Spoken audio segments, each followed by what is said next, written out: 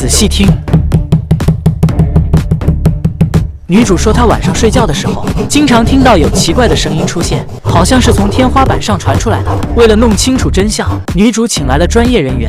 瑞拉和她的父亲是经验丰富的捕捉师。他首先把梯子放到了卫生间，通常检修口都在这个位置的房顶上。然后他走到了客厅进行观察，指着吊灯的位置说道：“如果是只动物的话，应该不会在这个位置。这里是吊顶最高的地方，往往最低的角落是他们认为安全的区域。瑞拉怀疑它就藏在这个位置，然而这只是经验之谈。由于吊顶上面的结构复杂，瑞拉也不敢轻易下定论，必须有十足的把握才能往天花板上开孔。毕竟这是房主刚刚装修好的新房。”瑞拉重新来到了卫生间，准备戴上口罩上去一探究竟。顺着梯子爬上去之后，发现检修口居然被封住了，使劲锤了几下依然没有打开，于是只能拿壁纸刀将边缘划开，这才顺利的钻了进去。但眼前这一幕直接把瑞拉惊呆了，吊顶上面密密麻麻的全都是梁，想要爬过去根本不可能，更无法确定动物所在的位置，于是只能凭经验寻找。瑞拉的父亲和他的观点一致，都认为小动物就藏在这个地方。他使劲朝着天花板敲了几下，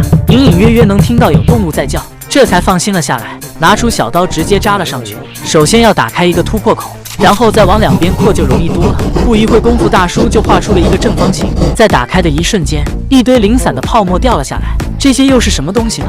给房子做的保温层也不是这样的呀！大叔直接伸出一只手往里面掏，居然从里面拿出来一只小浣熊出来。它萌萌的特别可爱，眼睛都还没有睁开。瑞拉顺手把它接过来后，大叔继续往里面寻找，可他在里面又探索了一会，居然什么都没摸到。大叔显然有些怀疑，下来从工具箱里拿了一个反光镜，准备再仔细观察一下，因为他心里很清楚，小浣熊一胎会生4到5只幼崽，这才刚刚拿下来一只，怎么就没有了呢？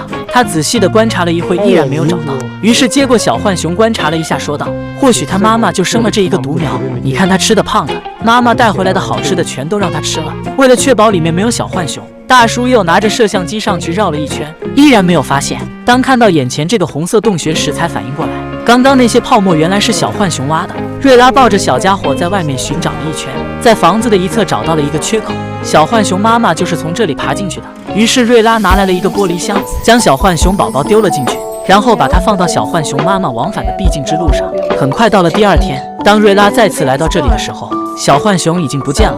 后来调取了监控录像，小浣熊妈妈深夜来到了这里，看到自己的孩子被放到了一个箱子里面，于是将头伸进去把孩子救了出来，晃晃悠悠地走掉了。其实她在房顶上面生娃也是被生活所迫，想给自己的孩子一个安全舒适的环境，但确实影响到了房主的生活，真心希望他能找到一个比这里更安全的家呀。